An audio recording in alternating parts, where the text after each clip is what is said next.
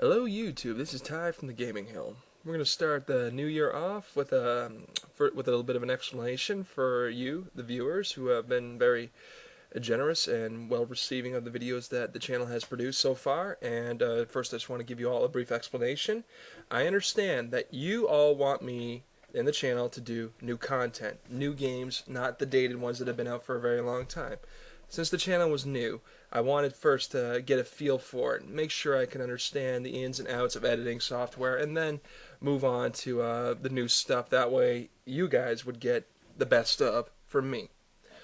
And hopefully, as this new year proceeds, the channel produces new content, new videos that you will enjoy. Hopefully, the subscribers will start to add up. So far, I'm very optimistic, and hopefully we'll be able to get my best friend Nick Harkis back for a couple more guest appearances, if only to keep you guys happy. I understand that many of you, from the comments I've read and from what you people have told me, enjoyed his commentary and his opinions. Plus, he felt like a great match because he really enjoyed being on the channel, the episode, and yeah, hopefully, maybe in the near future, he might become a regular on the channel.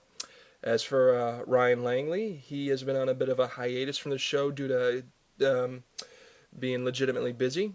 It happens, and even though his attendance has been slipping, the channel has been moving forward, and hopefully we'll be able to get him back into the channel as soon as possible. And yeah, so some new games that you get to look forward to in the new year. I was thinking about, first of all, because Resident Evil Revelations number 2 is coming out in just a couple of weeks, so this episode will cover the history of the grand poobah of all zombie survival horror games, the biggest one in the video game world to date, as it started out as the greatest video game zombie experience in horror genre, how it was the best, and then it quickly exchanged its scary roots for action in the more recent games that have come out in the last few years, and why I believe that's a big mistake.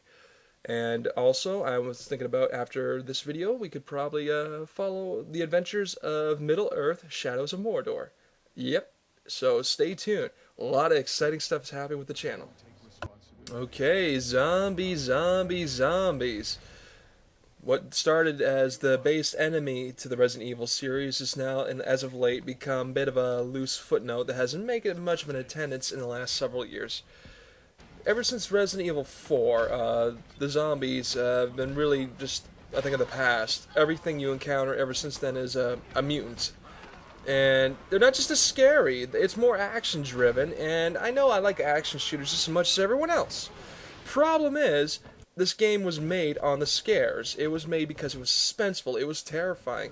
And in the last couple of years, it just felt like that's diminished in exchange for the Hollywood-style action cinematography.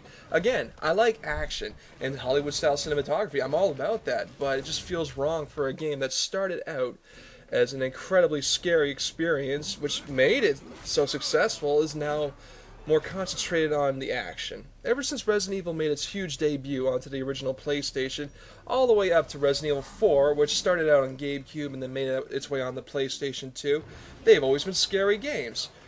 And I loved them. I played every single one of them. Hell, I got most of them, and they're just right there. And ever since Resident Evil 4, Resident Evil 5, 6, and what you're watching right now, Operation Raccoon City, have all been dependent on the over-the-head, shoulder, third-person view experience, and for the cameras, no more fixed camera angles, and it's all action. That's all it is. Shooting, running, gunning, fast-paced, high adrenaline action. Again, I like that, but this is not what started Resident Evil off. This is not what made the great series so successful. Now, the game itself was not a bad game. 5, 6, and Operation Raccoon City were great games. I have them all. I play them on a regular basis. And the graphics improve with every game. The voice acting's always improved on. The fighting mechanics have finally been altered. In this copy of what you were watching right now, you can actually aim, move, and shoot all at the same time. Before this game came out, you could never do that in a Resident Evil game. And I thought that was kind of embarrassing for a game that always depended on you to constantly keep moving when you're being chased by zombies, but all of a sudden, boom, look at that, you can't move anymore. So at least they fixed that in the later years. Also, I like how the zombies move when they're shot. They react as if someone should, or at least how I imagine they should when they get shot, or in this case when a grenade goes off right in front of them, and like so, boom. But I digress, because even though this is pretty intense action, it's a very enjoyable experience. This is not how Resident Evil started off, which is unfortunate. I like always being in an intense, dark, gritty environment with a lot of bodies, just like what you're seeing, except I don't want to feel like I'm an unstoppable badass that can never be hurt no matter what. I mean, look at this guy. He's filled from head to toe in armor. There's no possible thing in the universe that can hurt this guy. I'm pretty sure he can shrug off a rocket launcher.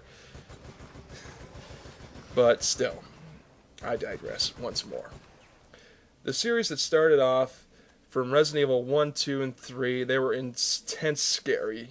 You didn't know what to expect. There was always zombies, weird, special kinds of mutants that just made you cringe in terror. And, honestly, I just wish it would go back to its roots. The action is a good thing, but it also hurts the genre as a whole. The whole franchise suffers because it pulls away from the very thing that made it so great.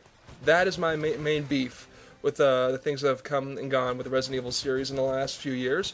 But hey, I still spend my hard-earned cash on the games. I still enjoy them for what it's worth, so I guess it's doing something right.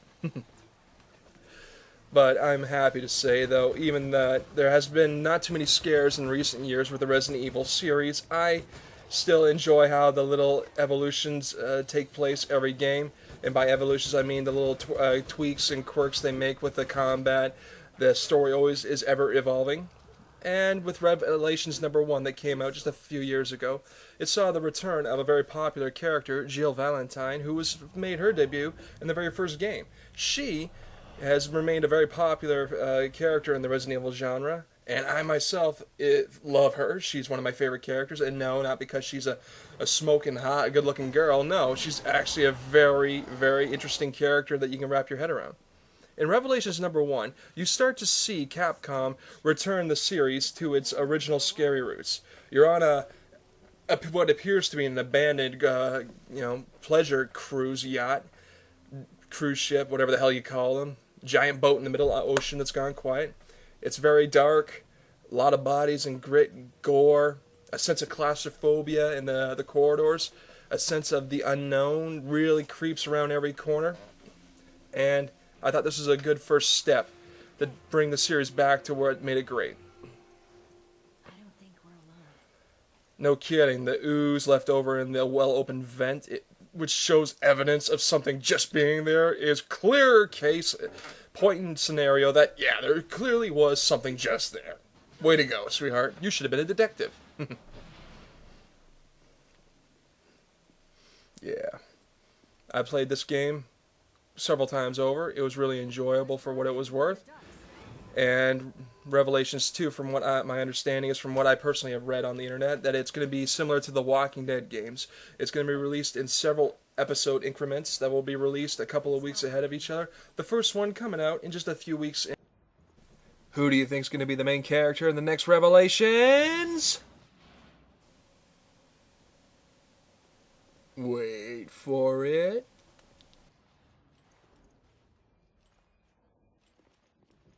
My personal favorite character that has not been seen since his little cameo in the third Resident Evil game, but he made his debut in the first game, Barry Burton, Mr. Lumberjack with the 6-shooter hand cannon. I can't wait to see what he does next. It's going to be awesome.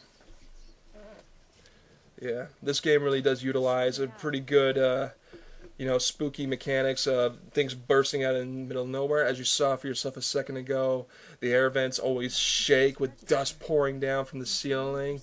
Gives you the sense that, yeah, something's there, and all of a sudden, look at that. No zombies again, unfortunately, but these mutants are pretty freaking creepy all the same.